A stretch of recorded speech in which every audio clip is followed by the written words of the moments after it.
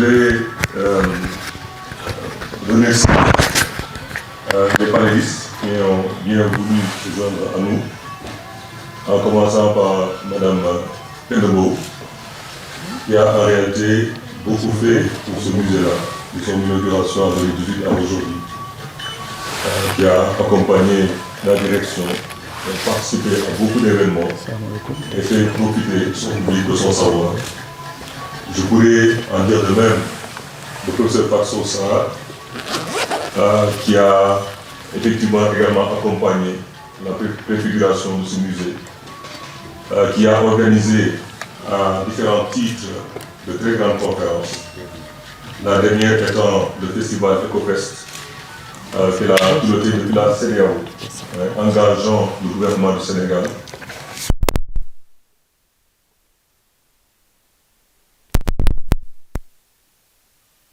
Staff de la communication du musée de moi-même en Yondel, mais parce qu'il a fait un magnifique discours ici, à l'occasion du vernissage de l'exposition L'Art d'être femme noire.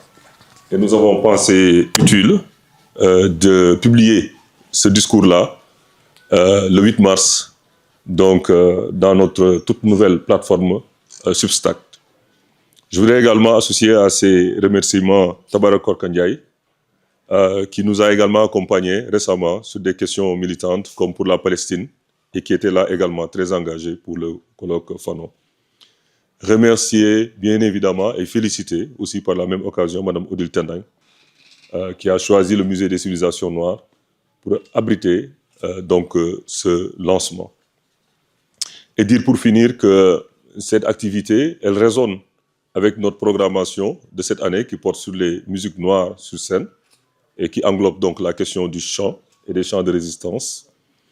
Et dire que nous souhaitons, en tout cas depuis une année et demie maintenant, intensifier en quelque sorte les activités que nous faisons autour du livre, à travers des cérémonies de lancement, à travers un book club.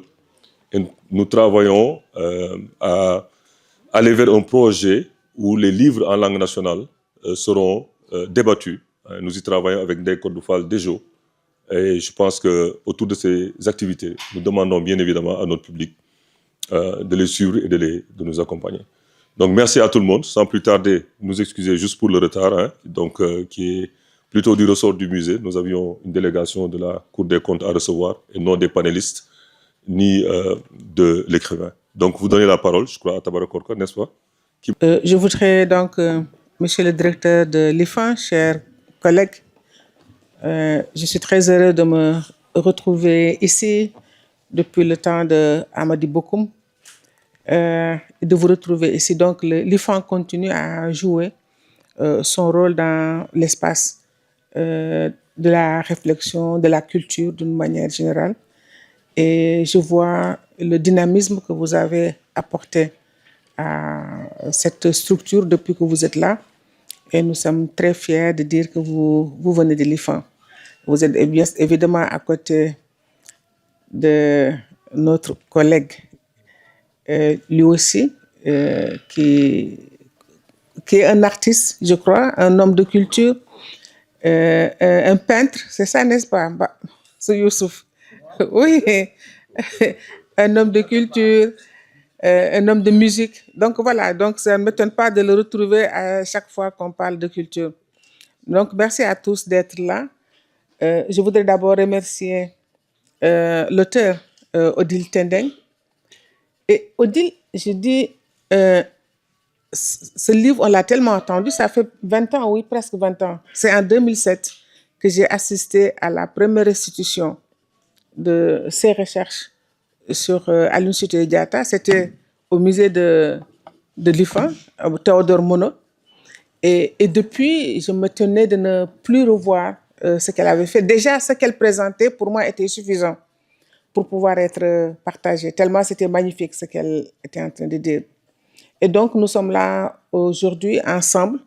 D'autres vont nous rejoindre pour discuter de la profondeur de ce travail, qui est un travail énorme.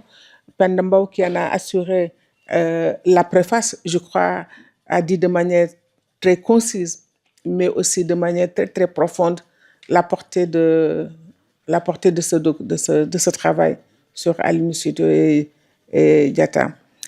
Je vais sans plus tarder commencer à distribuer la parole, évidemment au niveau du présidium, mais aussi dans le public, les personnes qui auront envie de se prononcer là-dessus. Donc, on va, en attendant que Korka, c'est Korka, n'est-ce pas, revienne. Voilà, Korka, je voulais commencer par vous, à vous donner la parole pour vous entendre. Et c'est très bien que vous soyez là, parce qu'en fait, je crois que le message de Aline Sitoé est un message intemporel et s'adresse à vous, parce qu'elle était jeune, Aline, quand elle a commencé ce travail de résistance. Donc, Karka, vous avez la parole, on vous écoute. Merci beaucoup. Je suis très, très contente d'être ici. Je remercie Madame Odile, mais aussi Madame Fatsosa, de même que Madame Pendambao. Je suis très intimidée de me retrouver parmi vous, des femmes d'une grande puissance qui nous ont beaucoup appris, auprès de qui on continue d'apprendre. Et donc, pour moi, c'est vraiment un très, très grand honneur de me retrouver ici. Et je veux particulièrement remercier Madame Odile parce que j'ai lu le livre avec beaucoup, beaucoup d'intérêt. Et je pense qu'à ce jour, il n'y a pas encore eu une œuvre de cette profondeur, de cette grandeur, d'une précision, mais aussi de sa portée. Je pense que on a pu être exposé à l'histoire d'Aline Sitoé, chacun d'entre nous à des niveaux différents, mais on n'était pas encore complètement sûr de la narrative, si on veut la qualifier de personnelle, de ce qui viendrait de la famille,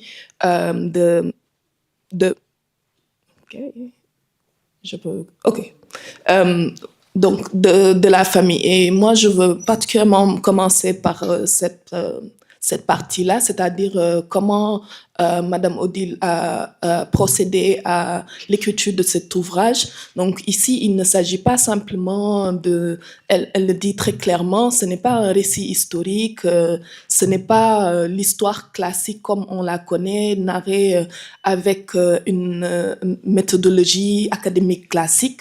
Ici, il s'agit plutôt de donner la parole à des témoins, à des personnes qui ont vécu dans leur chair les événements qui ont mené au kidnapping d'Aline Sitoé, mais aussi comment elle était elle-même, comment on peut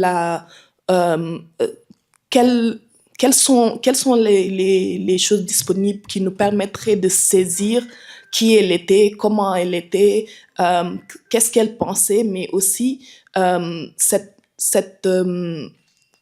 focus du livre, donc les chants, c'est encore beaucoup plus important et beaucoup plus impressionnant, car ici, il ne s'agit pas simplement de connaître Aline Sitoé à travers des histoires, on la connaît aussi à travers des chants. Des chants qu'elle-même elle faisait durant les rites et tout ça. Et pour commencer, dès l'entrée de l'ouvrage, l'auteur nous dit qu'elle dédie le livre aux femmes qui se battent pour l'avènement d'une société stable. Je pense que c'est très, très fort et très, très beau, surtout quand on sait l'époque dans laquelle nous vivons. Pour prendre le cas du Sénégal, on vit dans un pays où les violences basées sur le genre, les violences faites aux femmes sont un comble. En 2025 seulement, il y a eu 18 cas de féminicide, donc des femmes qui se sont fait tuer, et il n'y a pas eu beaucoup de réactions, à part celle des femmes elles-mêmes. Donc, je pense que de dédier son livre aux femmes qui se battent pour une société stable, c'est une bonne entrée pour saisir ce que l'auteur, l'engagement que l'auteur prend. Et comme je l'ai dit, ce n'est pas un livre d'histoire, mais plutôt le récit de la vie d'Aline Sitoé sous l'angle de témoignage, comme elle nous le dit, l'auteur. J'ai trouvé particulièrement fort qu'on ait eu l'opportunité d'entendre des membres de sa famille, en l'occurrence sa sœur cadette, les parents de son mari, des cousines. Donc la famille a grandi. La famille comme concept qui nous est proche ici, qui n'est pas la famille classique, mais plutôt l'extension de toute la société. Et je pense qu'à travers cet ouvrage, on a pu saisir que Aline Sitoé Diatta s'est positionnée catégoriquement contre le refus de l'ordre colonial. Et je trouve que c'est très important que l'on parle de manière si concrète sur une thématique aussi importante, car on aurait pu penser que c'est une histoire lointaine. La colonisation, on a tendance à ne pas... En tout cas, c'est ça ma frustration, c'est que je ne vois pas assez de conversations sur le phénomène colonial, sur la colonisation, sur ce qu'elle a causé, sur les traumatismes, sur le mal. Et ici, non seulement à travers Aline Sitoé Diatta, mais aussi toutes les personnes de la communauté, le peuple R, n'est-ce pas? On a une vue très précise et très intime de ce que la violence coloniale est capable de produire. Et je pense que c'est un des livres qui nous permet de saisir de manière assez directe et viscérale, si on veut, ce que la violence coloniale est capable de produire. Mais à côté de cette violence, et c'est là où intervient Aline Sitoé Diatta, il y a eu une résistance farouche, donc une résistance qui s'est positionnée pour défendre les droits des peuples, pour défendre la dignité humaine, pour défendre une humanité, parce que, comme on le sait, le projet colonial est un projet déshumanisant. Comme on le voit encore une fois aujourd'hui, de nos jours, les colons sionistes d'Israël, au cœur de leur pratique se trouve la déshumanisation des Palestiniens et des Palestiniennes, donc de prendre l'humanité des gens et de l'enlever, de les peindre comme s'ils étaient des sous-hommes, comme s'ils n'étaient pas des hommes. Donc la violence coloniale, elle a aussi produit quelque chose de pareil à ça, donc de ne pas humaniser, de ne pas voir comme des personnes avec toute leur agentivité, donc le peuple Diola et surtout la population de R, d'où venait Aline Sitoé. Donc voilà, c'est quelques réflexions qui sont un peu les entrées que j'ai qui m'ont le plus touchée, et particulièrement cet aspect sur la colonisation et comment elle a été résistée de manière farouche jusqu'à ce que le kidnapping de Aline Sitoé et de ses compagnons, des personnes qui étaient autour d'elle se produisent, et s'en est suivi une pire encore violence, des emprisonnements, des kidnappings, beaucoup de morts, les gens sont littéralement morts. Donc je trouve que c'est vraiment très très fort qu'on ait l'opportunité aujourd'hui d'avoir de voir l'opportunité de saisir de plus près l'histoire de Aline Sitoé Diatta, mais aussi du peuple de la Basse-Casamance, de R, de Oussouye, de toute cette partie du pays, de comment comment ce peuple s'est positionné, a résisté, comment Aline Sitoé Diatta a aussi au-delà de la version populaire qu'on connaissait, elle a été beaucoup plus précise. Elle a utilisé des chants. Elle a été le véhicule d'une parole spirituelle. En tout cas, c'est comme ça qu'elle le vivait et c'est comme ça qu'on le saisit dans ce livre. Donc, voilà, je remercie beaucoup l'auteur et je vais m'arrêter là. Merci. Merci beaucoup, Korka, pour cette analyse en profondeur de cet ouvrage. De votre perspective en tant que jeune, c'est extrêmement important, je trouve, parce que ce qu'a fait Odile, je pense que c'est sa part du combat dans la lutte des femmes en termes de transmission aux générations futures. C'est comme ça que je vois cet énorme effort qu'elle a fait pour restituer de manière très originale, mais aussi très importante, parce qu'elle a eu les matériaux de première main en parlant à la sœur d'Aline Sitoé Diatta, à sa famille. Donc d'avoir compris que vous avez senti ce message. Vous êtes la représentante pour moi d'une génération qui est là, qui est la génération la plus importante et qui, Aline, était très proche de vous au moment où elle entamait ce combat. Donc, comprendre que vous avez réussi à vous retrouver en elle est très important pour l'auteur, je crois aussi, de dire que peut-être son message a été entendu. Donc, merci pour ça. Je vais aller à professeur Pendambao qui, elle, par sa préface, pas simplement ça, parce que Penda est à un moment aussi actrice, à mon avis, sur ces questions, à partir du moment où, dans le mouvement militant dans lequel elles se sont retrouvées, elles se sont battues aussi pour la reconnaissance du statut d'Aline Sitoé Diatta dans l'histoire de notre pays, de nos populations.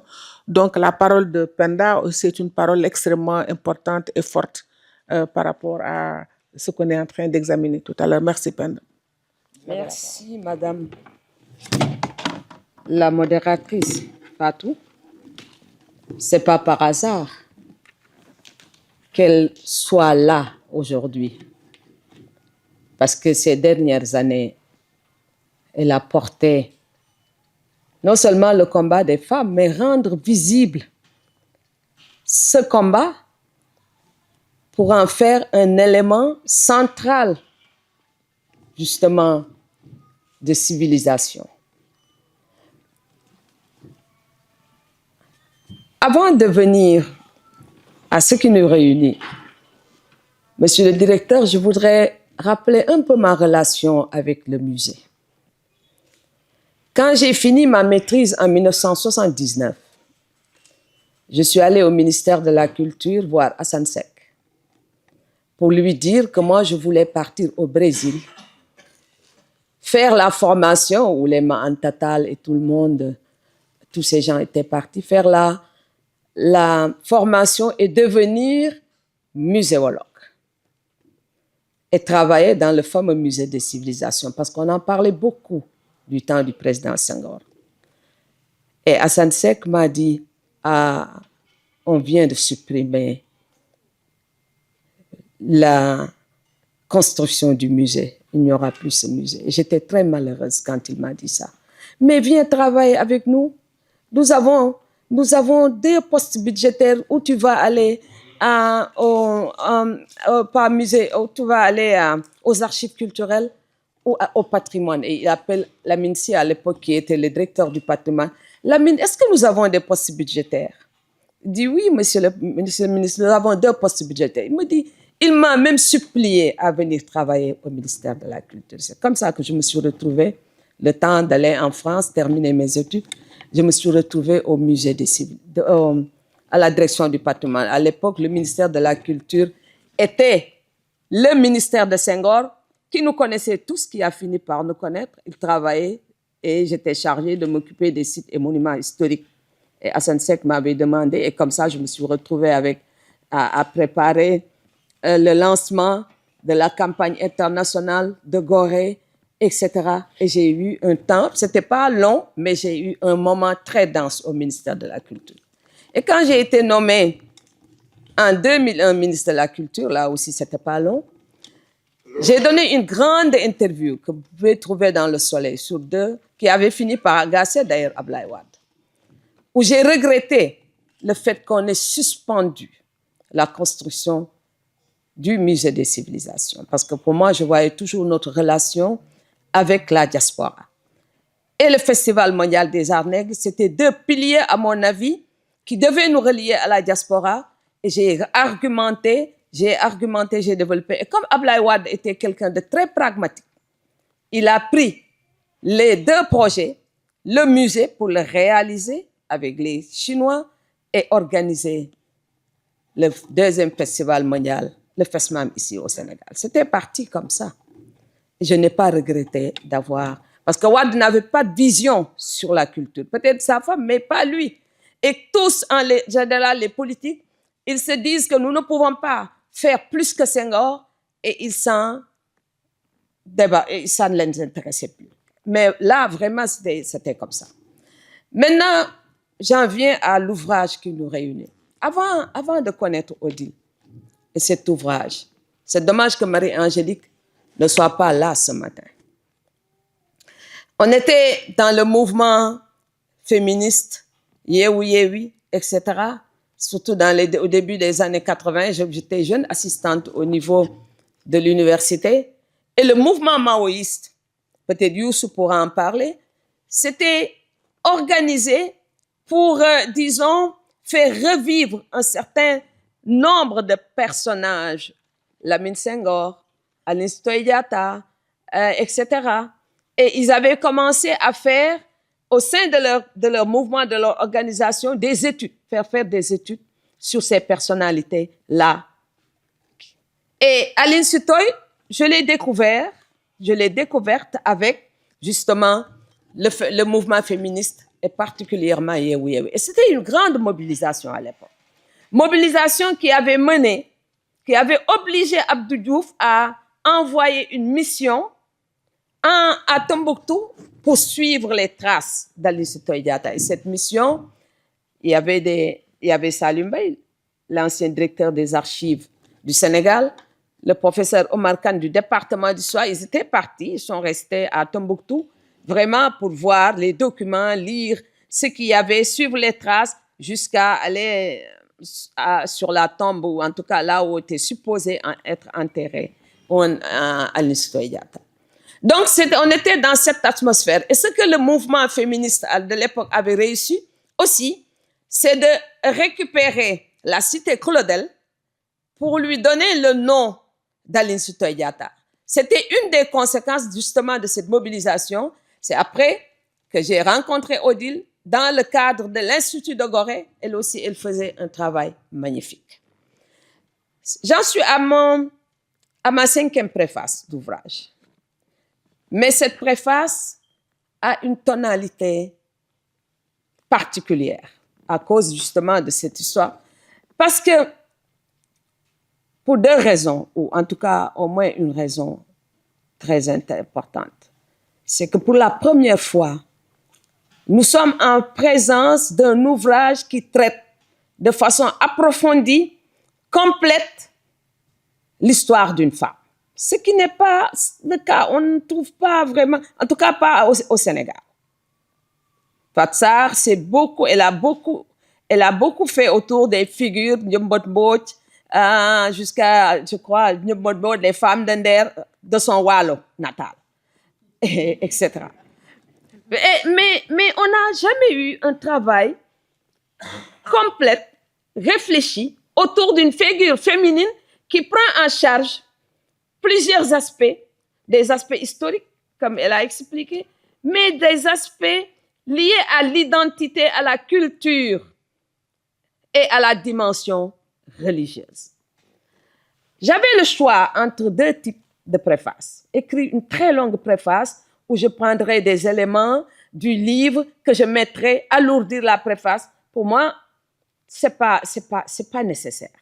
Mais il faut vraiment hisser Odile, l'auteur, sur un piédestal.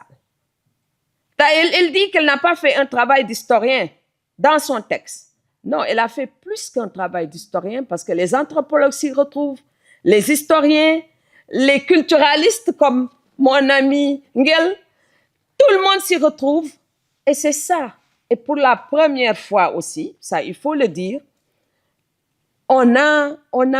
finalement, Aline Sitoé, quand je regarde le travail, Aline Sitoé, je peux dire, est le prétexte pour nous parler de la culture et de la civilisation Diola. Qu'est-ce qu'on a? Je connais des gens qui ont travaillé beaucoup sur la Casamance, etc. Je les ai cités dans la préface. Mais cette manière d'avoir une lecture approfondie de l'intérieur de la civilisation, de la culture Diola, il fallait le faire. Il y a un enseignant, chercheur de l'université de Ziguinchor, malheureusement, on aurait dû l'inviter, qui travaille sur le même sujet, les questions, mais son travail n'étant pas terminé. Il y en a d'autres aussi qui ont essayé. Mais en tout cas, je crois que la synthèse d'Odile, par rapport à la culture Diola, d'ailleurs, parfois moi-même, je me dis, écoute, c'est tellement particulier qu'il ne faut pas une seule lecture pour comprendre les Diola. Il faut plusieurs lectures. Girard était le premier à avoir commencé à faire ce travail. Pendant la période coloniale, parce qu'un des aspects importants chez le colonisateur, c'était de façon, par l'ethnographie ou l'ethnologie, d'étudier les peuples, de les connaître. De connaître les peuples. C'est quand au Mali, le gouvernement français a fait la grosse erreur de s'attaquer de cette manière-là aux Maliens, je me dis, ça, ce n'est pas le travail de l'administrateur colonial, qui était près des populations et qui essayait de comprendre, parce que l'attitude du ministre des Affaires étrangères de l'époque et du ministre de la Défense, c'était une attitude de gens qui ne connaissaient pas la mentalité et la culture bambara. Alors, ce que Odile a fait après les travaux de Girard, comment il s'appelle encore, que j'ai cité, je vais les citer.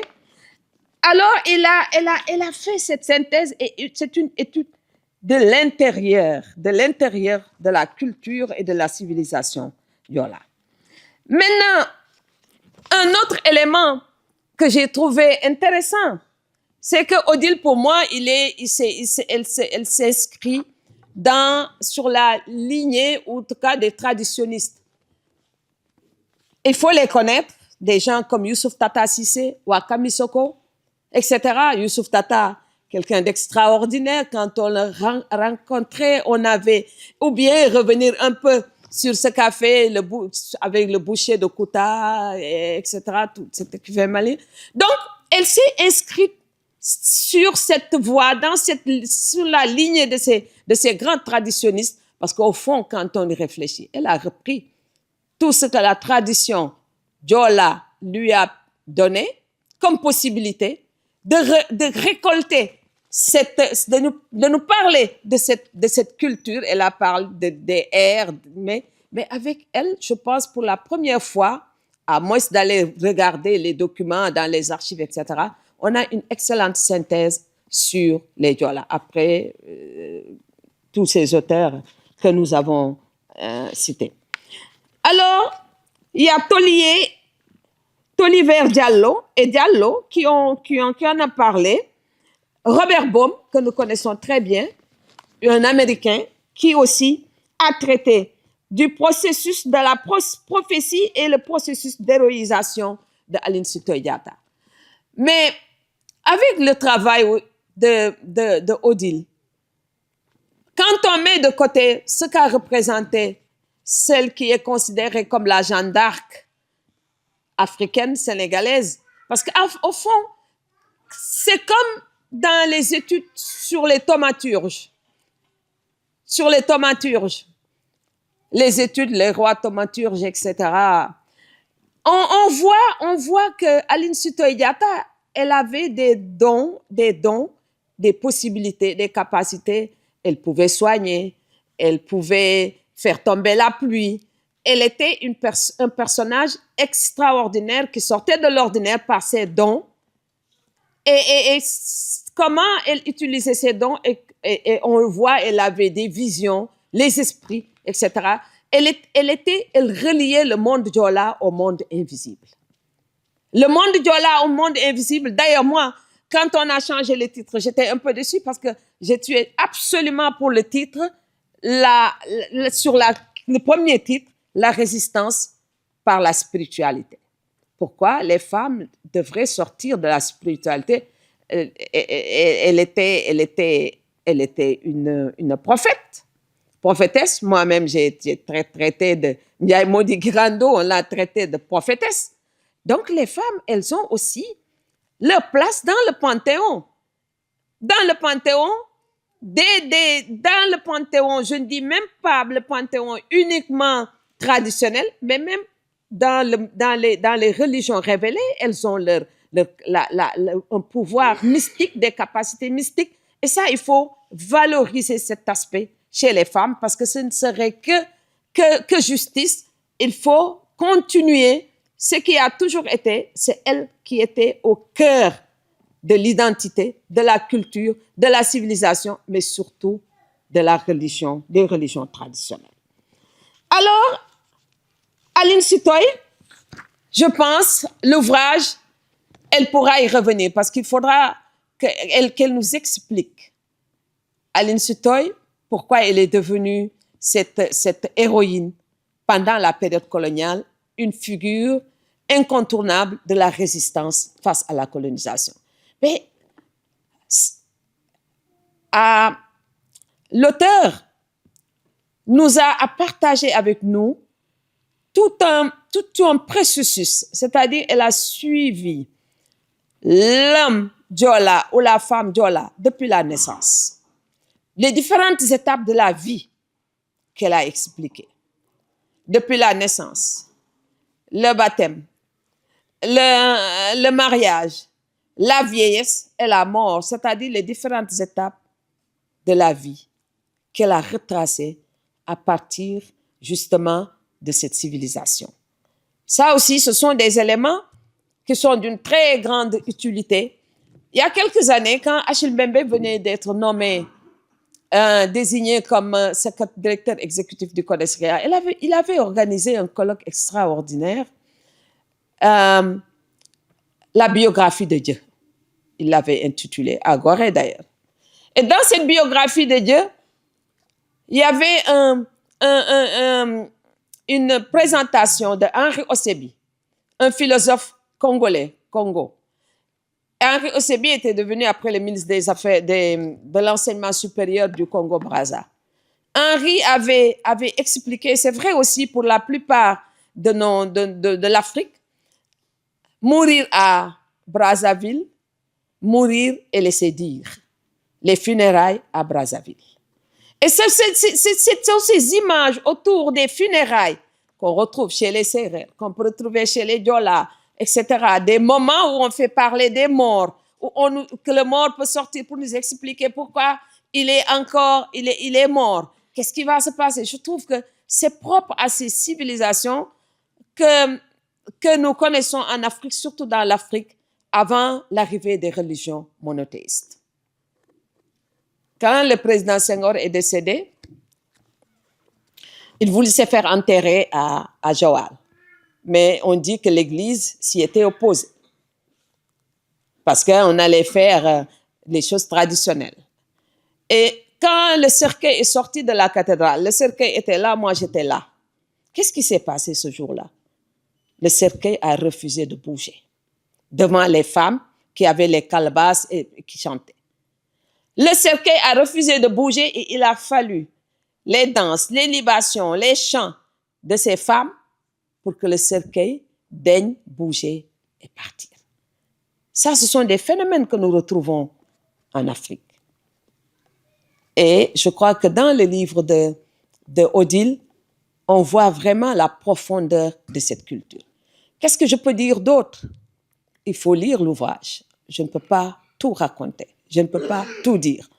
Mais pour revenir à Aline Sitoé, il avait effrayé tout simplement l'homme blanc parce que la manière de résister, elle ne prenait pas les armes, elle ne mobilisait pas les gens pour s'attaquer physiquement à l'homme blanc comme on le voit dans l'affaire Jendet, justement au Fouta, on a fini par assassiner l'administrateur colonial. On aurait dû parler le 8 mars, justement, de Nyérébi, la femme du grand, comment on dit, celui qui dirigeait à l'époque et ce procès à Saint-Louis, on le fera plus tard. Mais il y a des héroïnes comme ça que nous devons faire sortir. Et pour revenir à Aline Sitoé Diatta, c'est par la parole, le verbe, qu'elle arrivait à déstabiliser l'administration coloniale. Ça, c'est le premier élément. Le deuxième élément par lequel elle déstabilisait l'administration coloniale, c'est d'inciter les jeunes à ne pas aller dans l'armée surtout, mais surtout de les inciter à refuser de mettre les produits de la récolte à la disposition de l'administration coloniale sous forme d'efforts de guerre. Je crois qu'il fallait le faire. Et cette façon, à chaque fois que l'administration coloniale était devant une innovation, une nouvelle méthode de résistance, la seule chose qu'elle faisait, c'est d'exiler la personne en question. On l'a vu avec Cheikh Ahmadou Bamba, qui officiait essentiellement en milieu rural, et on le voit avec Aline Sitoé. On ne cherchait même pas à savoir qu'elle était une femme ou pas, mais on l'a exilée dans des conditions extrêmement difficiles à Tombouctou, où elle s'est retrouvée avec les Amalistes qui aussi étaient exilés par l'administration coloniale. Donc, c'est ça. Aline Sitoé, à mon avis, au-delà de tout ce travail, elle est un peu la figure, ou en tout cas, elle symbolise la férocité et la violence d'une administration coloniale qui avait toutes les peines du monde à dompter les populations qu'elle voulait assujettir. C'est en ce sens où, à mon avis, ce livre, il est fondamental pour les luttes des femmes en Afrique et particulièrement au Sénégal, mais aussi et surtout pour la connaissance et la profondeur de la culture Diola. Et je termine vraiment, parce que je ne veux pas trop monopoliser la parole, il faut aussi qu'on écoute l'auteur, en disant au fond, les questions de culture, elles sont essentielles dans la construction de notre Afrique. D'abord, pas parce que la culture est au début et à la fin du développement, comme le disait Senghor, ou pas parce que la culture est le socle de l'unité africaine, comme l'a préconisé Cheikh Anta et Pathé Diagne, mais c'est parce que c'est la culture, c'est l'âme, la sève de notre société. Et sans cette culture que portent les différents groupes, les différentes communautés, il nous sera extrêmement difficile de reconquérir notre personnalité, de reconquérir notre identité. Et les débats qu'on a eus pendant la période coloniale, la période qui a précédé un peu l'indépendance, sur l'identité culturelle, sur les questions de civilisation, ces débats sont redevenus extrêmement importants en raison du suprémacisme qu'on trouve, en raison du racisme, en raison justement de la lutte. Mais quand on voit ce qui s'est passé au Maroc avec notre équipe, mais surtout aujourd'hui les 18 qui sont en prison, il faut s'interroger aussi par rapport aux questions de race. Donc nous ne pouvons pas faire fi et nous renforcer véritablement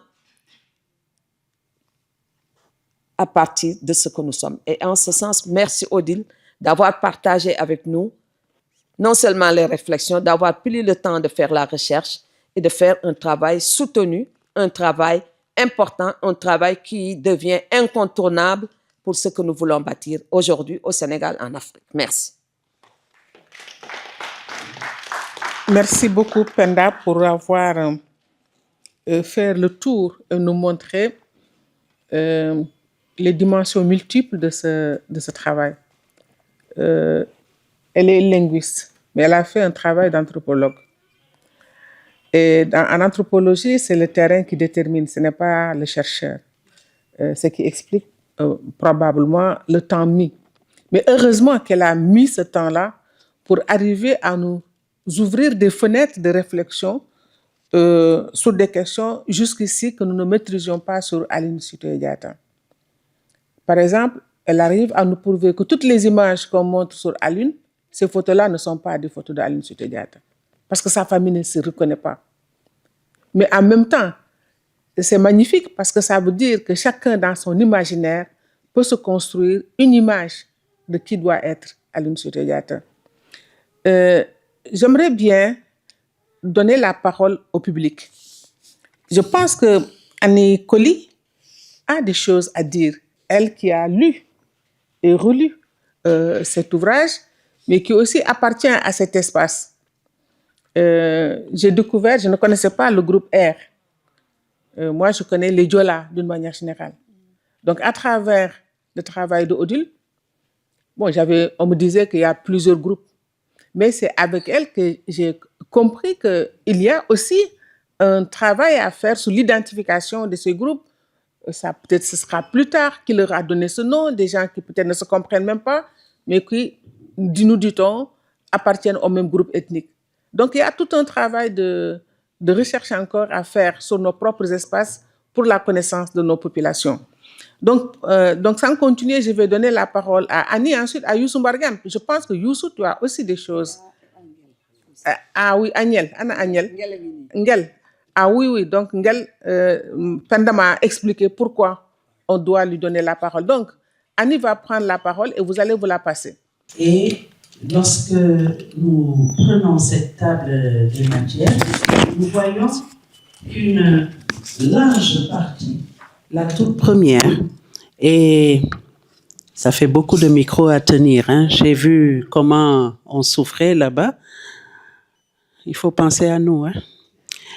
La première partie occupe une large part de ce livre. Et vraiment, Odile, tu me diras pourquoi cette large part a été réservée à ce que tu as appelé sur les traces de Aline Sitoé Diatta. Parce qu'on y voit, grâce aux sous-titres, tout le, j'allais dire le landerneau, mais c'est vrai que c'est le milieu dans lequel Aline Sitoé a vécu, est née, a vécu, a grandi. Elle n'a pas vécu longtemps. Tu nous diras combien d'années. Je te laisse cette faveur. Elle n'a pas vécu longtemps. Quoi qu'on ait dit sur cette jeune dame, elle n'a pas vécu longtemps et son rituel n'a pas duré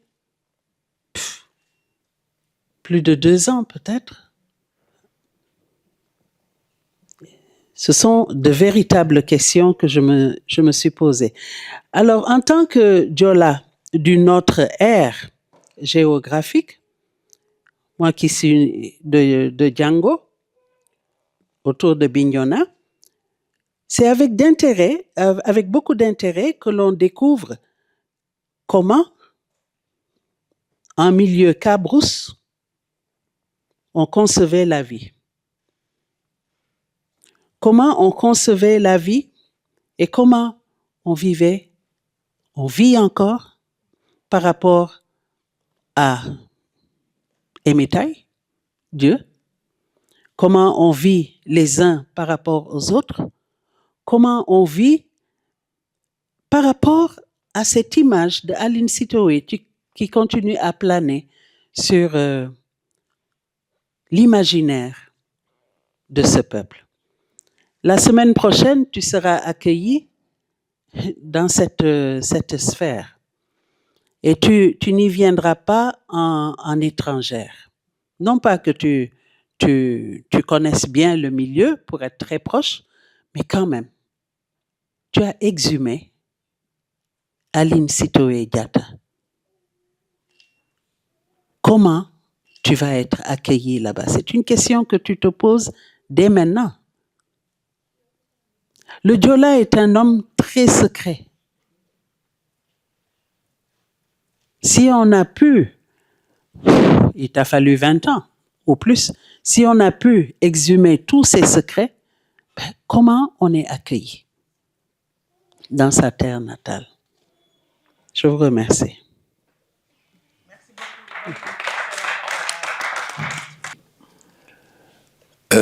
Jarama Odile. Odile, c'est une collègue. On a fait le département de linguistique ensemble déjà à l'université de Dakar. Et je me rappelle à l'époque, il y avait Liliane Kestelo qui faisait des contes africains, tout ça, là, en civilisation. Moi, je suis venu en 1979 lui présenter un conte sur Aline Sitoé Diatta, déjà. Elle me dit, ah non, non, ça, c'est pas un conte de village. Je lui ai dit, oui, c'est un conte anticolonial. Et donc, tu dois l'accepter, madame. Alors, on a eu un grand débat sur ça. Parce que j'étais issu du mouvement culturel patriotique, le Front culturel sénégalais, qui avait déjà travaillé sur le sujet à l'époque. Et c'est sur la base des travaux du Front culturel sénégalais que j'ai fait mon conte anticolonial sur Aline Sitoé Diatta. Donc, merci, Odile, d'avoir approfondi la recherche. Bon, notre mouvement culturel avait fait en sorte que dans toutes les ASC, non seulement il fallait savoir lire et écrire dans sa langue maternelle, mais il fallait aussi connaître Lamine Senghor, mais surtout Aline Sitoé Diatta. C'était pour nous le symbole de la lutte anticoloniale. Bon, on parlait de Lat Dior, c'était bien, mais pour nous, ce n'était pas Lat Dior, c'était Aline Sitoé Diatta, le symbole de la résistance anticoloniale.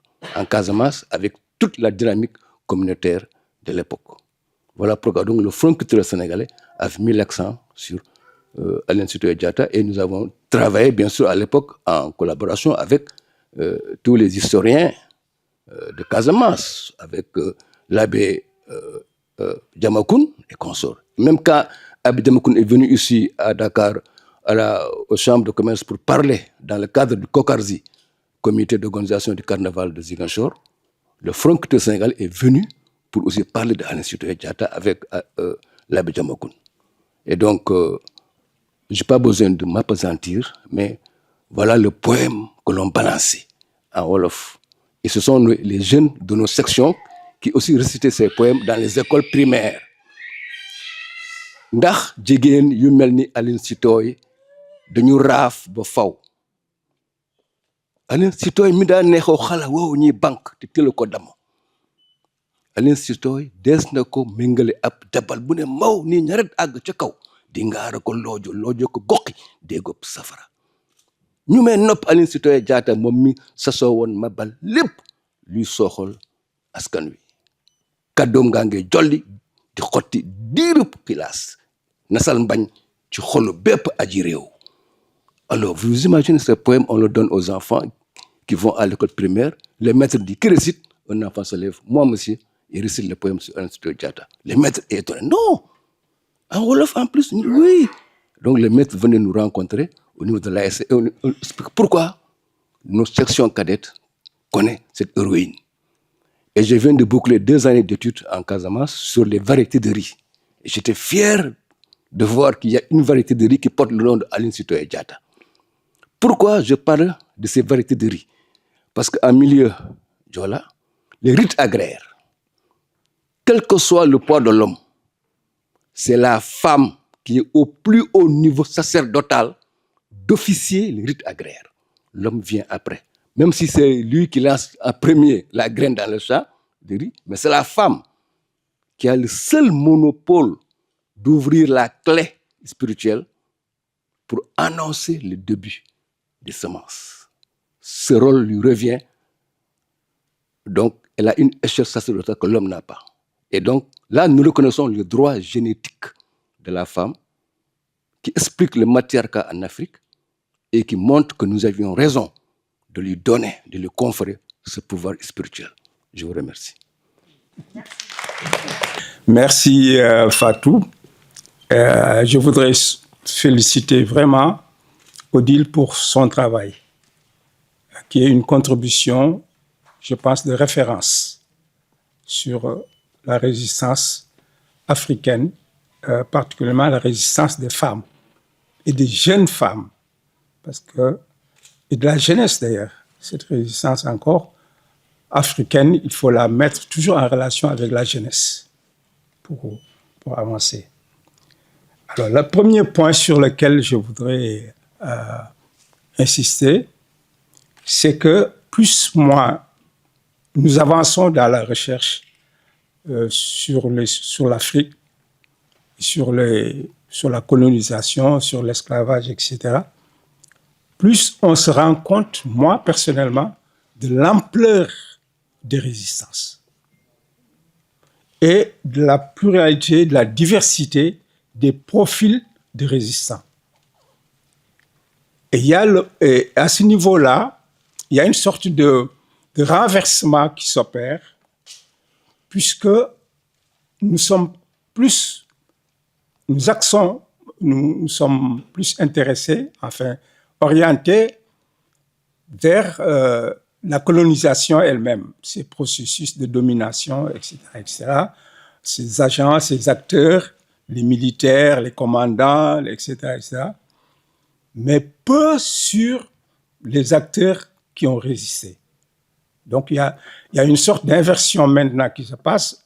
On voit l'histoire d'en bas et non plus d'en haut. Et ça, c'est une donnée extrêmement importante qui engage maintenant les acteurs de la recherche qui disons, fait dépasser le champ de la recherche des académies vers d'autres acteurs de l'histoire, qui écrivent l'histoire. Donc, il y a une pluralité maintenant d'écriture de l'histoire, de notre histoire, qui ne sont pas seulement pour les historiens, les spécialistes, mais qui sont des acteurs multiples de notre communauté qui travaillent à donner cette pluralité de l'écriture de l'histoire.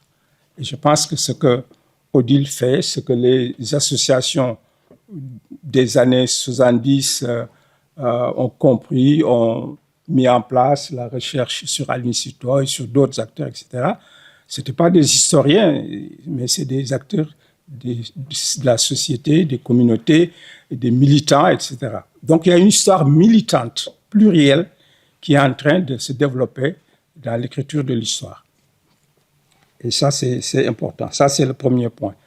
Et il faut donc que cette histoire-là, elle est écrite sous plusieurs formes, dans le théâtre, dans la littérature, dans le cinéma.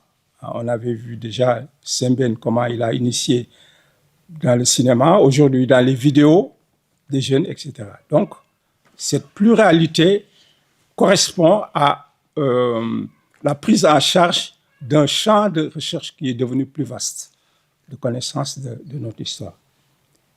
Le deuxième point, c'est, à mon avis, le basculement qui est en train de s'opérer dans le monde entre les pays qui étaient dominants et les pays aujourd'hui qui sont dominés. Un basculement, un renversement se fait aujourd'hui, une remise en cause de toute la littérature, du narratif, des écritures qui ont été à la base de la justification des dominations. Donc, ce basculement, aujourd'hui, se renforce par le phénomène au jeu de la guerre au Moyen-Orient, où on voit les questions de l'histoire et de la résistance sous toutes ses formes, économiques, politiques, mais culturelles, religieuses, spirituelles, etc. La dimension culturelle est devenue un enjeu, comme on l'a dit tout à l'heure, fondamental. C'est au cœur de la résistance, de la reconstruction des identités, etc. Et à ce niveau-là, je voudrais, on a parlé de la résistance par le chant.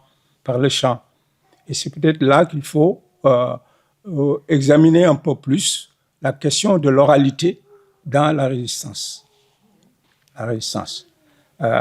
L'oralité est d'abord liée à la communauté.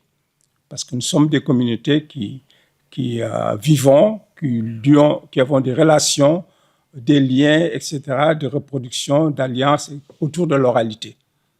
Et l'oralité, c'est spirituellement, c'est le souffle, c'est quelque chose qu'on ne peut pas maîtriser. Et je pense, moi, personnellement, que l'oralité a été un élément, un facteur extrêmement important de la résistance culturelle. Parce que les Européens ne pouvaient pas saisir, en fait, la culture du dominé, parce que l'oralité, c'est une enveloppe intangible, insaisissable, etc. Donc, la résistance par l'oralité est une dimension extrêmement importante qu'il faut examiner. Et c'est pourquoi les chants, justement, ont été une expression de cette oralité qui faisait une sorte de bouclier à la domination extérieure. Donc, l'oralité, c'est le langage, c'est la communication, c'est la stratégie des acteurs qui résistent. Et l'oralité, le chant, c'est aussi la musique, parce qu'on sait comment les tambours, les chants ont permis de communiquer de village en village, d'organiser la résistance communautaire collective par le chant, par la musique, etc. Et la musique aussi, c'est la danse, c'est les rituels. Donc, c'est une expression du corps entier, mais aussi de l'esprit, pour faire face à une domination extérieure écrasante.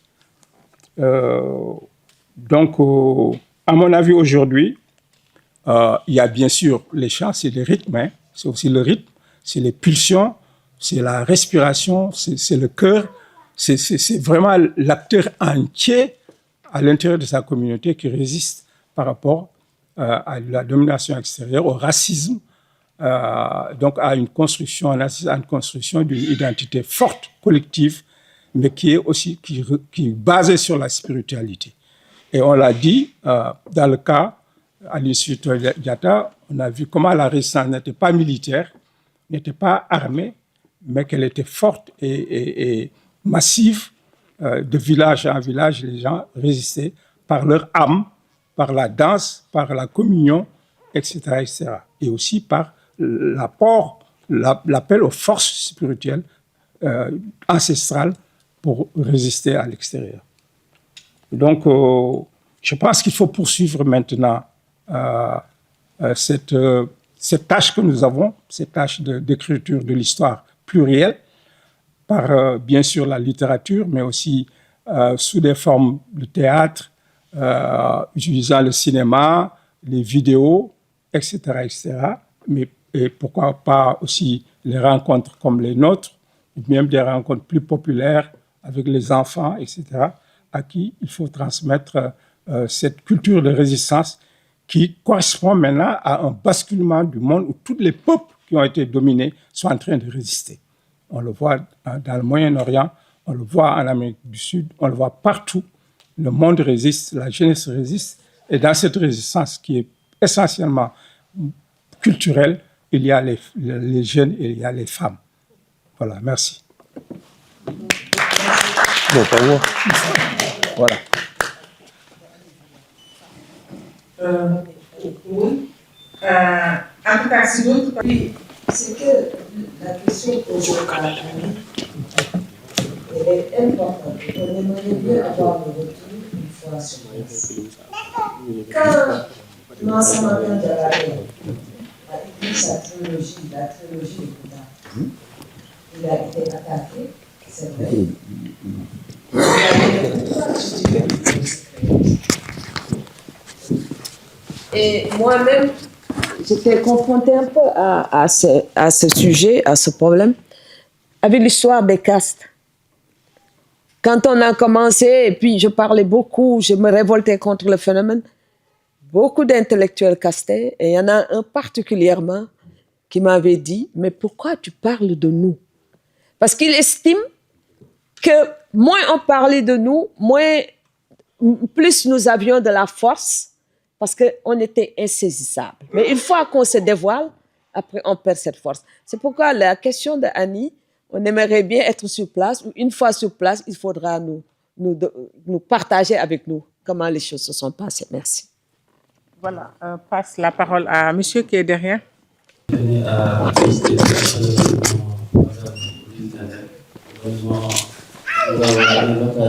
De découvrir une grande dame, une figure, une héroïne en tout cas de la lutte anticoloniale comme Aline Sitoé Diatta.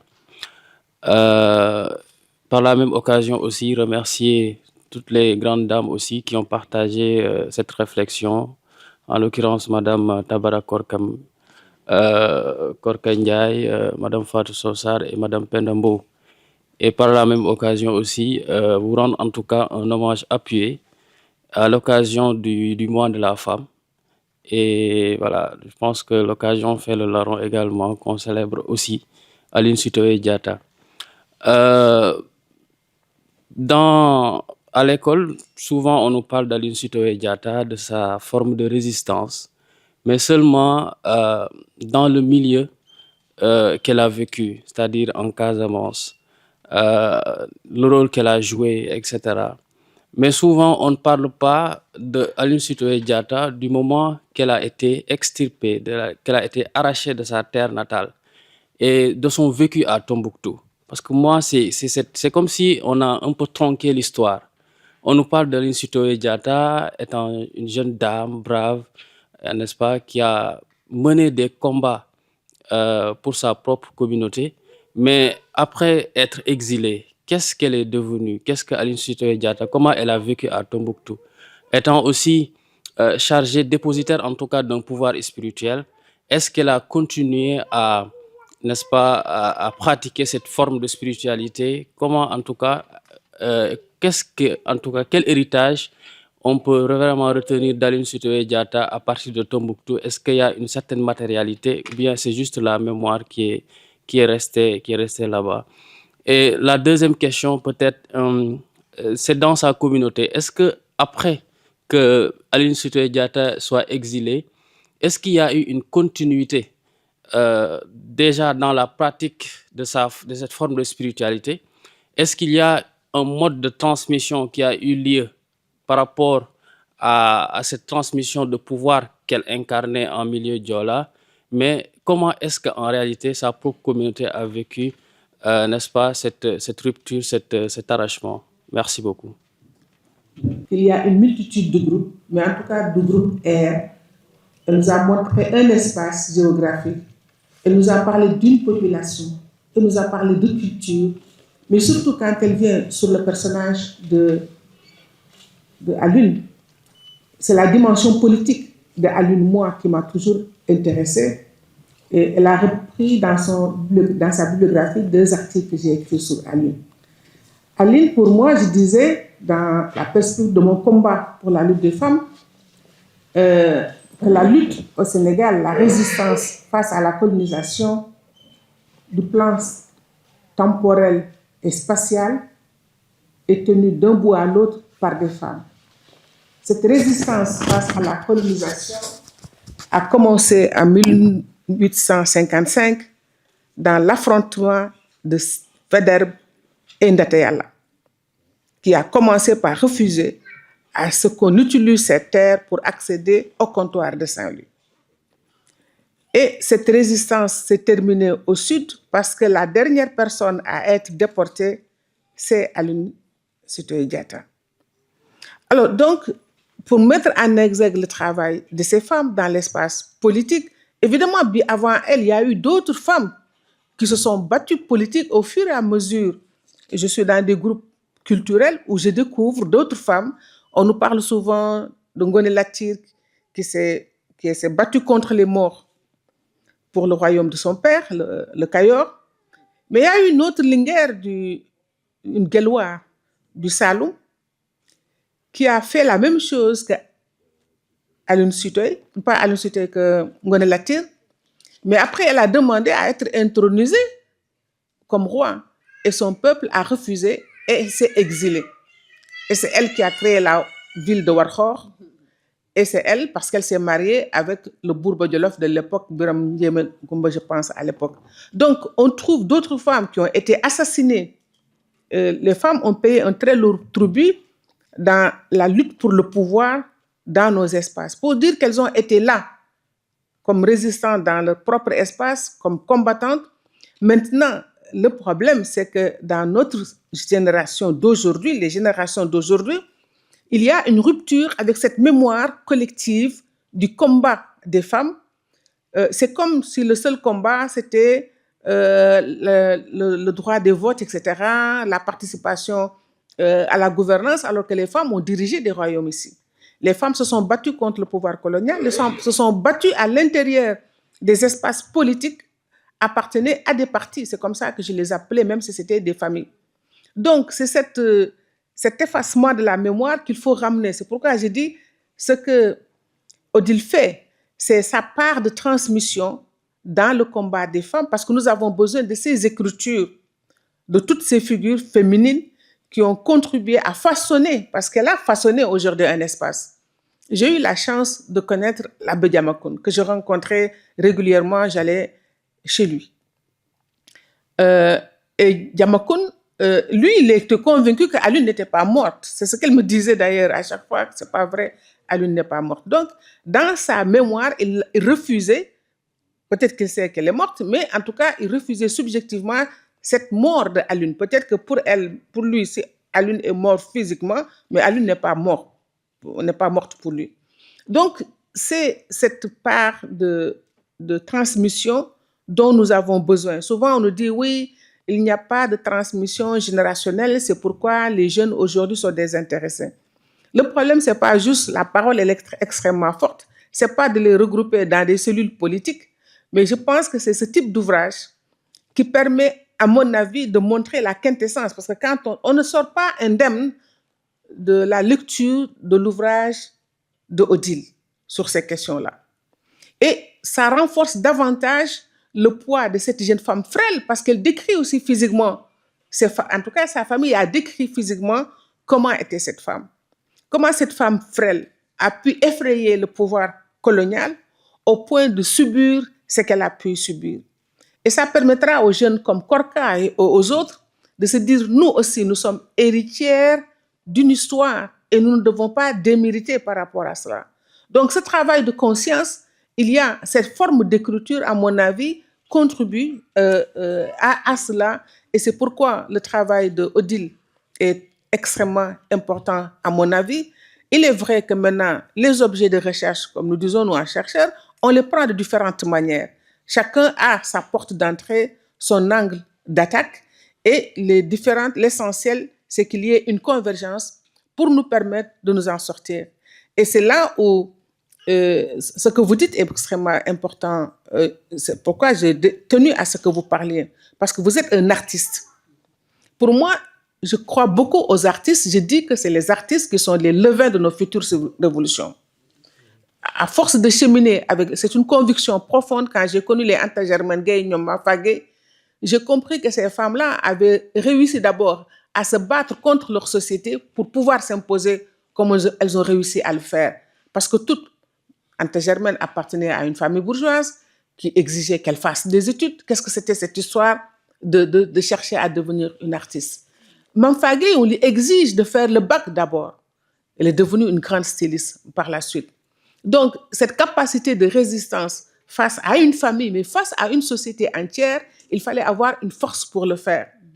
Et c'est ça, ces histoires qu'il faut continuer à expliquer aux jeunes générations. Je disais toujours à Réseau Siggil Jigéen, dans les années 2000, que le mouvement social féminin est en recul. Mais je crois qu'à partir des années 2020, le mouvement est complètement en déclin. Ce n'est plus un recul, mais de toute façon, l'histoire, c'est des cycles. Quand on connaît des cycles où on va vers le bas, il ne reste plus qu'à remonter.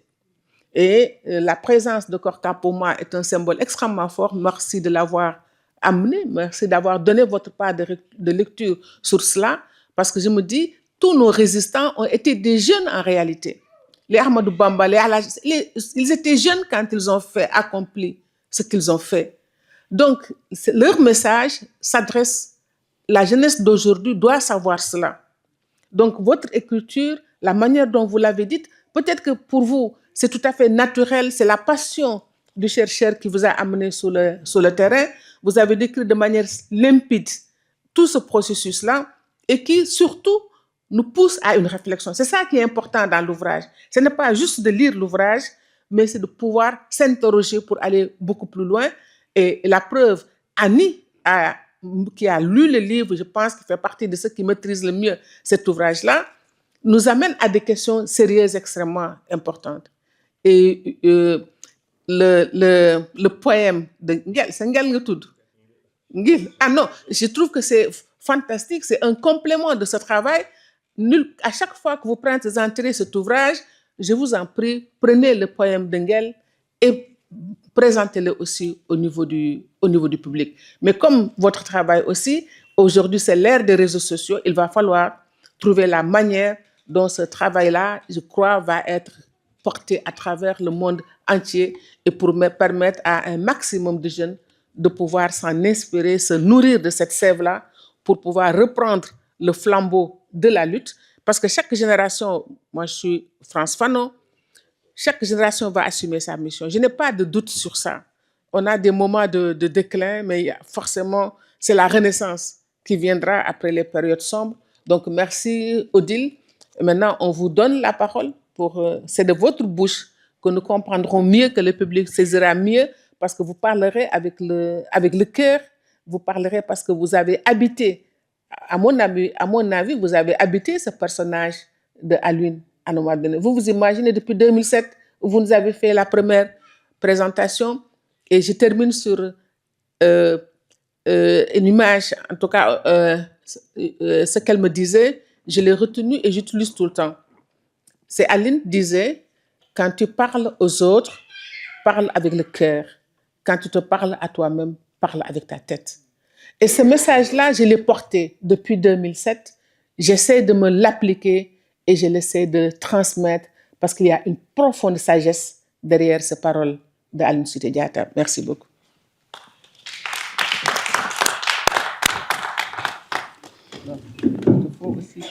Et du public, je crois que le livre est dit dans l'ensemble de ce que je viens d'entendre.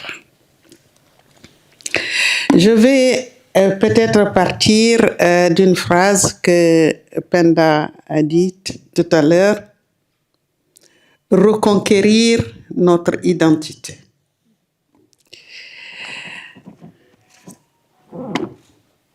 C'est ce qui m'habite, c'est ce qui m'a habité pendant longtemps. Comment entrer dans la figure de Aline Sitoé et pour dire quoi? Oui, je ne suis pas une historienne, Fatou vous l'a dit tout à l'heure, je suis une linguiste. Et quand en tant que linguiste, on entre dans un domaine qui n'est pas le nôtre, on essaye de savoir pourquoi je le fais.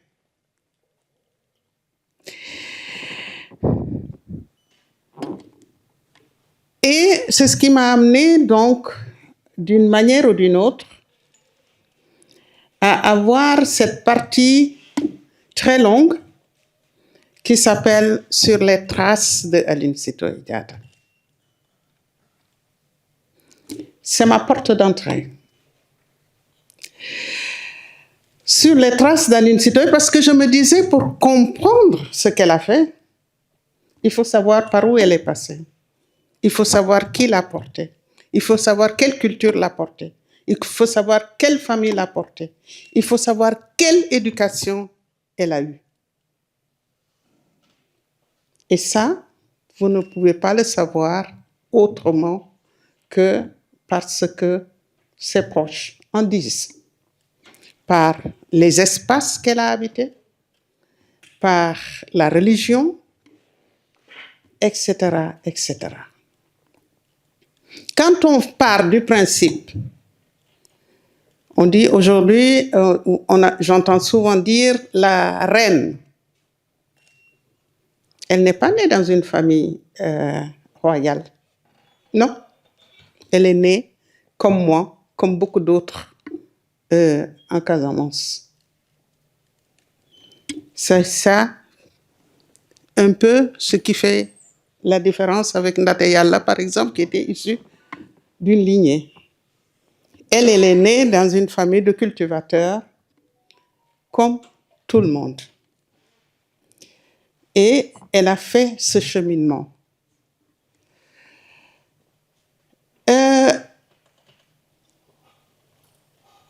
Lorsqu'on on fait un cheminement, on a une base culturelle. Je viens de. Elle vient de R.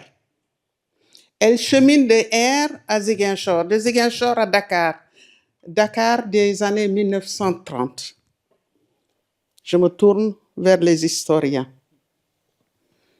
qui peuvent nous dire ce que fut Dakar dans ces années-là. Tous ceux que j'ai rencontrés m'ont dit qu'elle a beaucoup appris à Dakar, au contact des autres peuples et au contact également des autres mamans de R qui étaient ici à Dakar et qui sont toujours là à Dakar. Beaucoup d'entre eux, ou du moins leurs descendants, sont encore ici à Dakar.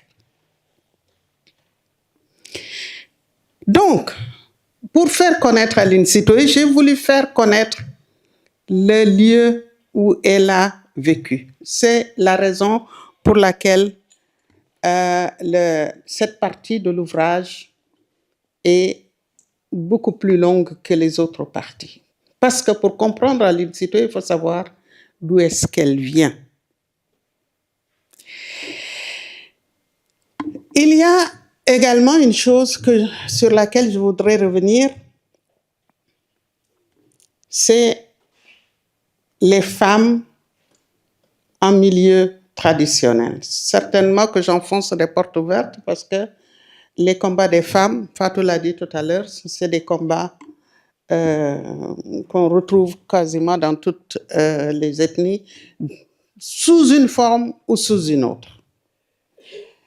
La forme peut-être qui fait différence ici, je veux dire dans le milieu traditionnel air ou Djola en général, nous avons, nous, en Casamance, un milieu Djola des mariages exogamiques. Ça veut dire que tous les hommes qui habitent une concession sont des parents, mais que toutes les femmes qui habitent la concession sont des étrangères. La seule chose qu'elles ont en commun, elles sont mères et épouses. Comment se défendre dans un milieu où on est tous des étrangers? Fatou l'a dit tout à l'heure. Elles se défendent d'abord dans leur milieu et elles peuvent donc se défendre contre quelqu'un d'autre. C'est ce qui fait une énorme différence. Les femmes, pour se défendre, le plus souvent, même dans le milieu, elles utilisent le chant. Et c'est ce chant-là, donc, qu'elles utilisent aussi contre un envahisseur étranger. Ceux qui ont lu le livre, il y a un chant qui traverse le livre comme une ligne rouge où elle chante « Dieu a dit d'arrêter de prendre les biens des gens pour les remettre au commandant. » Dans sa langue, le seul mot qui permettait au commandant de comprendre qu'il s'agissait de lui, c'est le mot commandant parce que ça n'existe pas dans sa langue. Donc, elle a dit, Dieu a dit d'arrêter de prendre les biens des gens pour les remettre au commandant. La question qui se pose ici, elle s'adresse directement au commandant, elle s'adresse à ceux qui, les auxiliaires de l'administration, parce que ça, c'est aussi un point de notre histoire. Le commandant, certainement, n'aurait pas pu faire grand-chose s'il n'y avait pas ceux qui montrent le chemin, ceux qui portent ses affaires, ceux qui traduisent ce qui se dit, etc., etc. Ça fait partie aussi de notre histoire. Notre La constitution de notre identité va jusque-là. C'est de regarder notre histoire en face pour que des choses comme ça ne se répètent plus. Oui, il y a eu cela.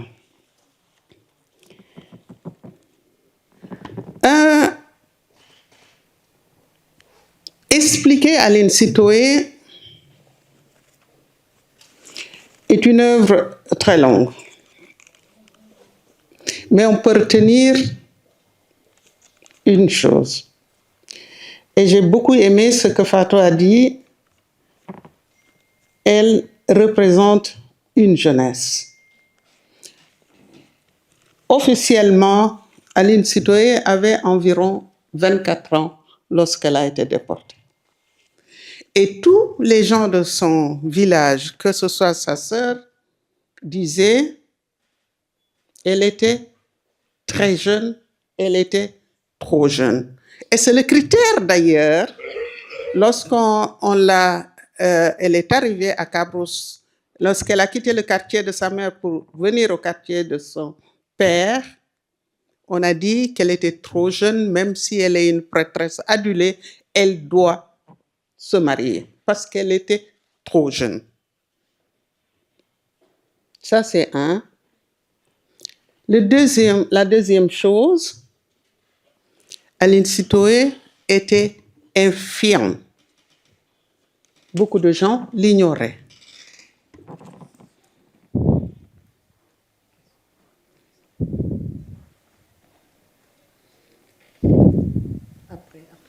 OK. Elle était infirme.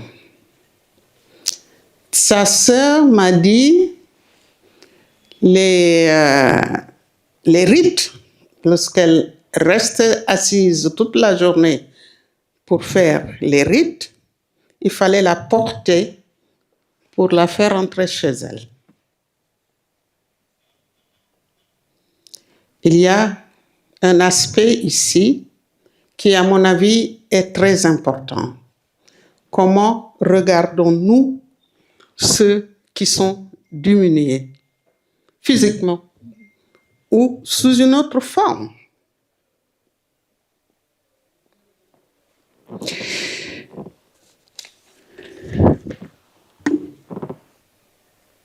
Ces deux aspects, sa jeunesse, son infirmité, me semblent très importants pour vous, les jeunes surtout. On n'est jamais trop jeune pour porter un combat. C'est ce que je retiens surtout.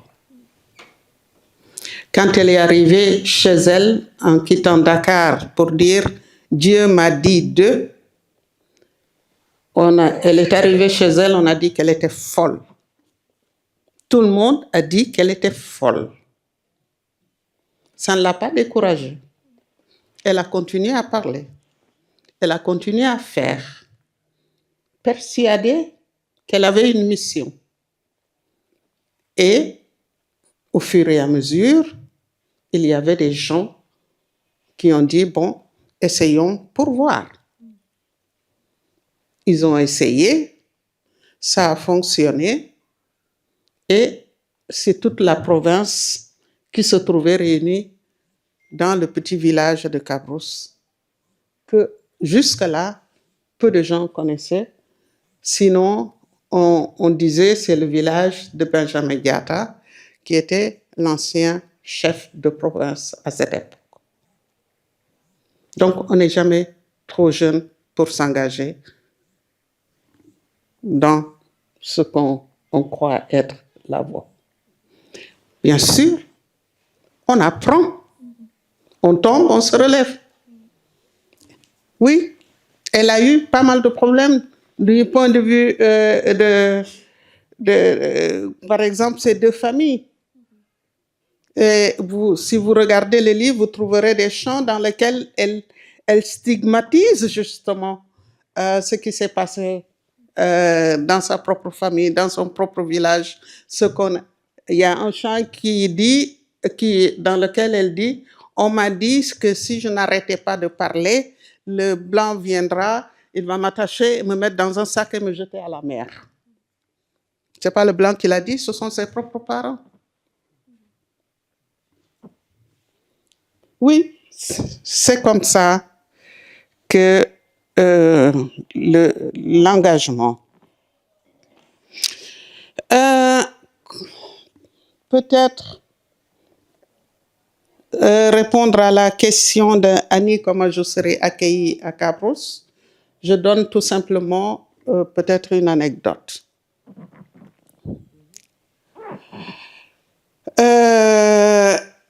Généralement, quand on fait ce genre d'exercice, on vous oriente vers les autorités politiques, le maire, le sous-préfet, le machin, etc.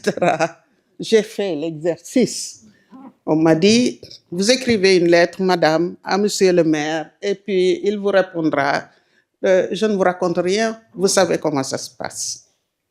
J'ai écrit la lettre au maire, qui a répondu tout de suite, en donnant son accord et tout ça.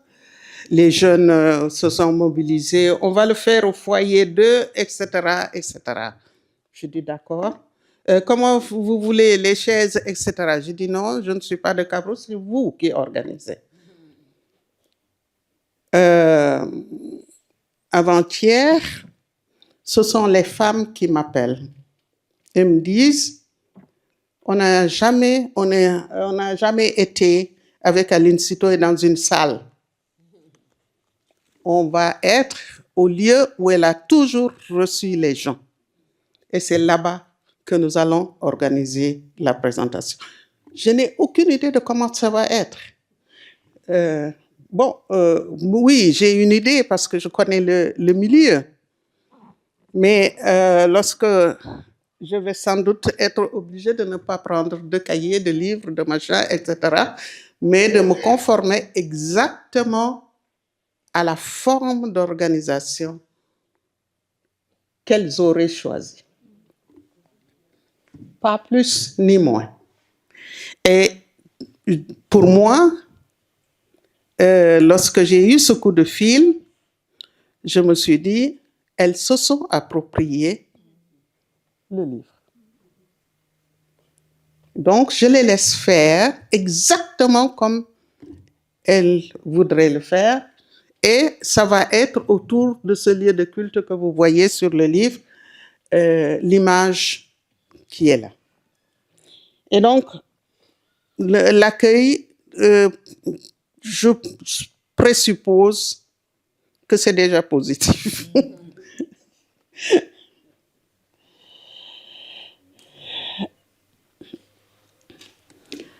La question, comment a vécu Aline Sitoé à Tombouctou?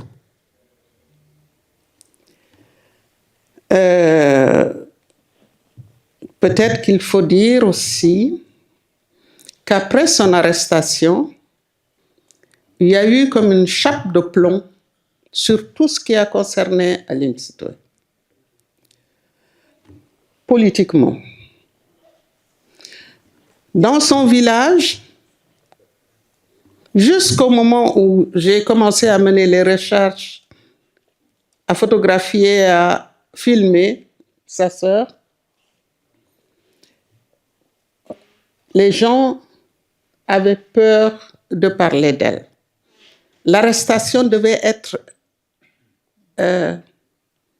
très douloureuse.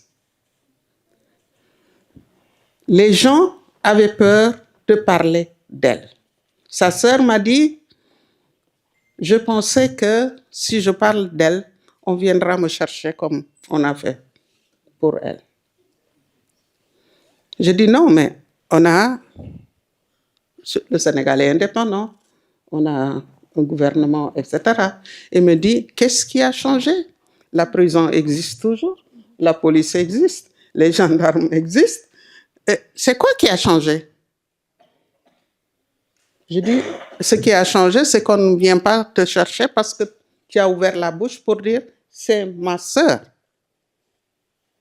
Elle me dit, je n'en étais jamais sûre.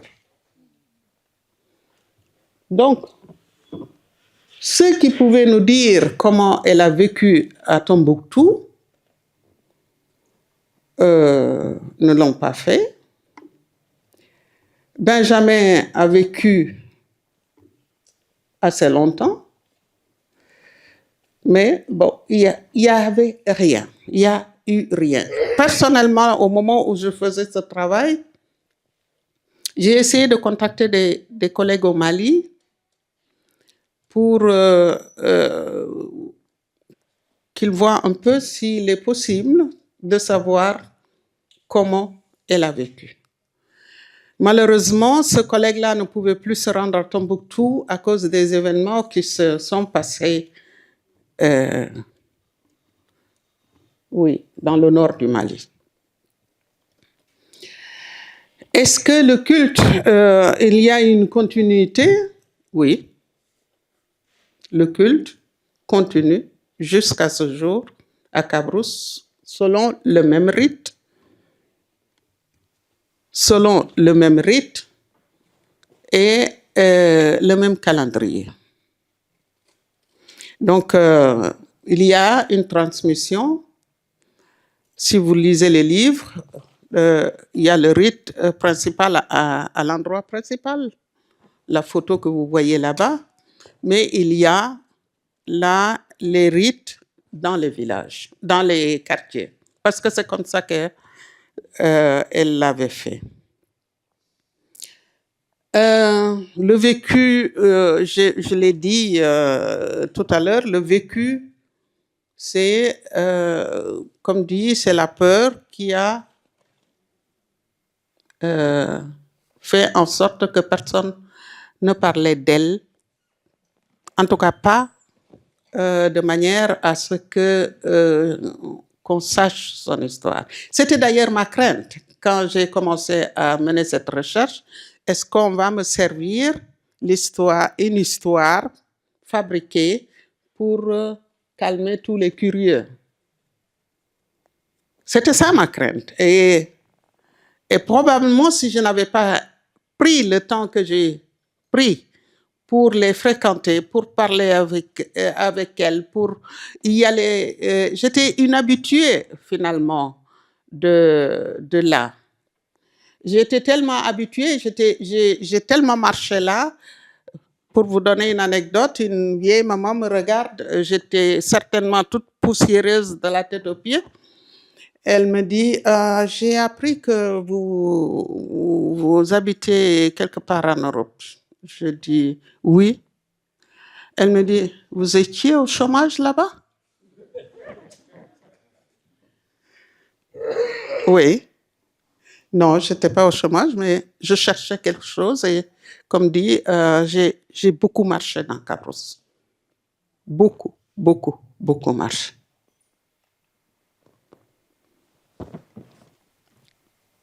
Je redonne le micro. C'était sur Tété Diédhiou. La question que je vous ai posée. Ah.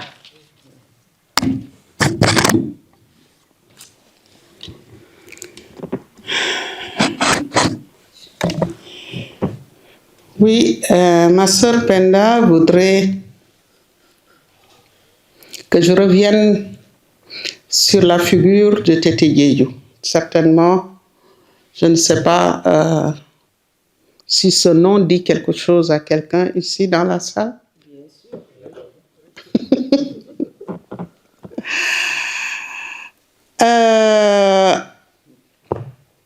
Il y a des rapports des différents administrateurs, de comment ils ont organisé ce que Korka a appelé le kidnapping.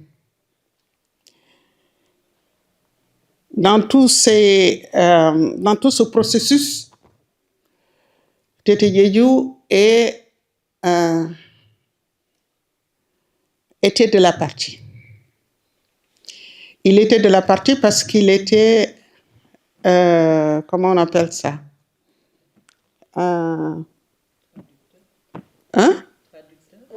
Oui, interprète. Voilà, c'est le mot que je cherchais.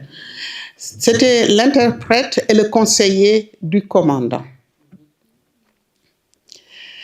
Il a écrit également, on peut trouver ça dans les archives nationales, quelque chose sur cette arrestation. Je peux tout simplement revenir peut-être très brièvement sur ce que tout le monde connaît. Il dit que pendant toute la nuit, il a essayé de mener des négociations avec les notables du village, leur faire comprendre la situation dans laquelle le village se trouve et que si Aline Sitoé ne se présentait pas, le commandant menaçait de bombarder le village. Aline Sitoé, en effet, n'était pas ce jour-là à la maison. Elle n'était pas à la maison, pas parce qu'elle a fui, en tout cas c'est ce qu'on m'a dit, mais parce que la tradition veut que lorsqu'on est en période de règles, on sortait de la communauté. Il y a des forêts qui étaient pour cet effet-là. Lorsqu'on avait ces règles, on ne fait pas la cuisine, on ne met pas la main dans le pot en terre où il y a l'eau, on ne fait rien, on sort de la maison. On va dans cette forêt des femmes jusqu'à la fin des règles et on revenait à la maison. Aujourd'hui encore, ce qu'on appelle à Cabrousse, du moins les jeunes appellent cette cité-là la cité des vieilles, elle sert à ça aussi. Les femmes, surtout qui sont des prêtresses à Cabrousse, ne rentrent pas, elles vont dans la cité des vieilles. Il y a aussi des jeunes filles qui le font. On va dans la cité des vieilles. C'est des jours où on est dispensé de tous travaux. Et elle était donc dans cette forêt quand le commandant a assiégé le village. Et évidemment, comme il était à Youtou et il n'a pas pu prendre Niakofosso, il a pensé que Aline Sitoé était également, on a pu la faire sortir pour la Guinée-Bissau. Étant donné qu'il n'y avait pas à cette époque-là des accords, lorsque vous rentrez en Guinée-Bissau ou en Gambie, on ne vous extradait pas. Et beaucoup de gens l'ont fait à la période des impôts, par exemple. Il y a des villages entiers qui disparaissaient. Tout simplement. Et donc, Tété a dit qu'il a arpenté le quartier, le village, et leur a dit, écoutez, si vous ne le faites pas, le commandant va bombarder le village. Et il a écrit également qu'il a essayé de temporiser le fougueux commandant en lui disant, on va trouver une solution, on va trouver une solution. J'ai mis le village, les habitants du village, sa famille, devant cet écrit-là. Je leur ai demandé s'ils se souvenaient d'avoir entendu dire que Tété a sauvé le village. En fait. Il n'y a personne qui s'est souvenu ou qui a voulu se souvenir. Parce qu'il faut dire, l'arrestation est une catastrophe pour ces gens-là. Ce qui s'est passé, et sa sœur me dit, heureusement que nous aussi, ma famille a aussi perdu des gens dans cette histoire. Parce que sinon, je ne sais pas si on aurait pu continuer à vivre dans ce village et regarder les gens dans les yeux, ceux qui ont perdu les leurs dans cette histoire. Donc, qui était Tété Diédhiou pour eux, pour les gens de Cabrousse, ou du moins dans sa famille, on m'a dit, si on était à armes égales, nous, on n'hésiterait pas aussi à tirer sur ceux-là qui ont conduit le commandant chez nous. Comme je l'ai dit dans le livre, je ne saurai jamais la vérité sur cette histoire parce que lorsque vous vivez une catastrophe, il y a deux possibilités. Ou bien vous dites carrément, bon, il l'a dit, mais moi, ça ne me regarde pas. Ou bien vous ne vous souvenez plus, ou vous ne voulez plus vous souvenir de ce que fut ou du rôle que cette personne a joué. Mais c'est le rôle, il n'est pas seul dans cette histoire, c'est le rôle de tous ceux qui ont été les auxiliaires de l'administration. C'est qu'ils travaillent avec des gens, avec l'administration, et ils sont supposés donc oui, ils sont supposés mettre de l'ordre, mais à leurs propres concitoyens. Et ça, c'est difficile. Je ne sais pas, je n'aurais pas aimé être à leur place, parce que c'est vraiment très difficile.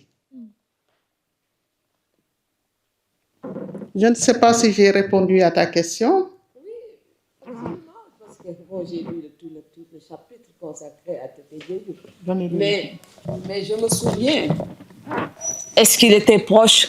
À un moment donné, il y avait le débat ici au Sénégal, dans les milieux politiques, parce qu'il était au Parcés Assainies et il a voulu un moment entrer dans la politique et je crois qu'il a été fustigé à cause justement du rôle qu'il a joué en Casamance. Et je voulais simplement, en rappelant la figure de Tété Diédhiou, revenir un peu sur les rapports de l'administration coloniale et les interprètes. Et il y a des familles, et c'est vrai aussi au Fouta, des familles entières qui étaient les collaborateurs de l'administration coloniale et qui ont vécu et eu beaucoup de privilèges jusqu'à ce jour à partir justement de ces relations avec l'administration coloniale. Et dans l'histoire d'Aline Sitoé Diatta, la figure de Tété Diédhiou, qui est considéré comme le grand traître, qui a eu vraiment à la livrer à cette administration coloniale, vous savez que la cohabitation et les tensions sont restées intactes jusqu'à ce jour. C'est pourquoi c'est de l'histoire coloniale. Moi, je ne suis pas spécialisée de l'histoire coloniale, mais je sais qu'aujourd'hui, on le voit avec ce qui se passe en Iran. C'est-à-dire c'est de l'intérieur que la traîtrise est organisée. Et c'est de l'intérieur que les collaborateurs ont aidé non seulement à asseoir la colonisation, mais ont aidé simplement à livrer les plus grands résistants au niveau de la colonisation.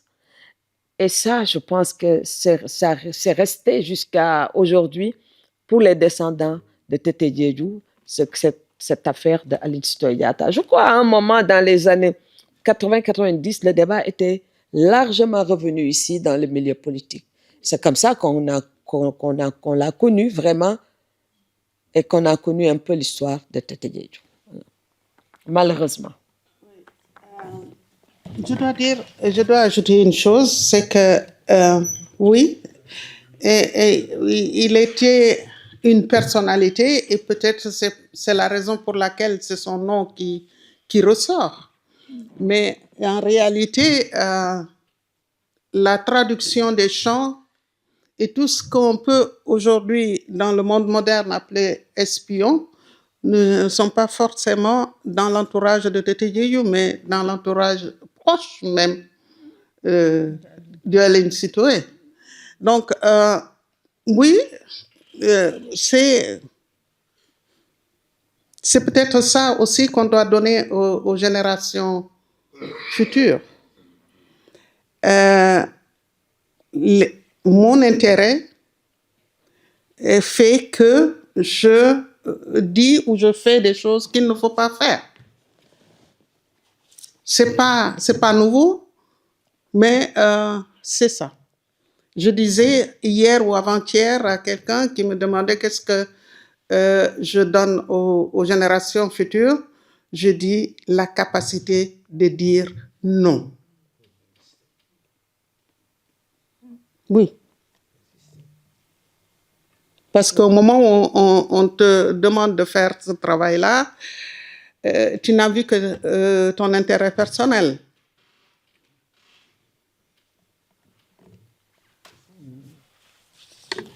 Je pense qu'on arrive à la fin de cette séance. En tout cas, merci beaucoup, Odile, de nous avoir offert ce moment de réflexion qui, je crois, va continuer. Mais sur la question de ce qu'on appelle les traîtrises, nous en avons dans tous les espaces politiques, il y en a.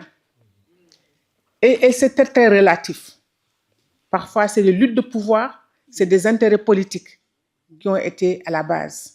Dans notre histoire coloniale, nous avons eu des gens qui ont été livrés pendant la résistance par des adversaires, mais pourtant, à d'autres moments, c'était des alliés.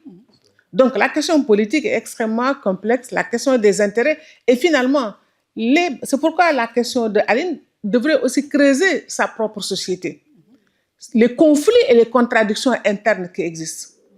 Quand je vois l'histoire du foot actuel, l'appartenance à des partis politiques, finalement, ne sont que des prolongements de luttes familiales qui ont existé. Si tel se trouve dans le parti A, l'autre se trouvera forcément dans le parti B. Donc, ce n'est même pas l'enjeu d'aujourd'hui, mais c'est des batailles historiques, c'est des conflits historiques que les gens portent et qui l'espace colonial a permis de clore ou d'autres types d'espaces. C'est pourquoi la notion de traître, à mon avis, entre guillemets, c'est des choses à regarder. Ce n'est pas forcément le privilège immédiat, je ne dis pas que ce n'est pas le cas de Tete Diédhiou, mais dans d'autres espaces, j'ai vu que ce n'était pas une question de privilège. Mais ce sont des luttes politiques, c'est des luttes familiales qui ont connu des prolongements et qui sont arrivés à cela. C'est très, très relatif parce que moi, quand je vois c'est le cas pour l'histoire qui me connaît, ma propre histoire, le cas de Sidia, livré par Lat Dior. Mais à un moment donné, Lat Dior et Sidia étaient ensemble contre Ahmadou Serrou. Ils l'ont combattu. Donc, c'est-à-dire il y a des va-et-vient dans les alliances, les mésalliances, les conflits et les contradictions. Donc, mais en tout cas, je pense qu'on a connu un moment très, très intense. Et Korka, vous avez une mission. Et merci aussi, Penda, pour nous avoir fait cette analyse aussi en profondeur et pour avoir été pendant longtemps, je pense, dans ce processus de réhabilitation de Aline Sitoé Diatta. Donc, merci, Odile. Je suis heureuse aujourd'hui parce que donc c'est depuis 2007 que j'attends le livre. Et donc, finalement, Dieu nous a donné longue vie pour nous permettre d'être là aujourd'hui. En tout cas, merci et bonne continuation. Je me rappelle, je l'ai appelé une fois, mon ami, yo, dama la mare. Yo, dama la mare. Merci à vous tous. Merci beaucoup.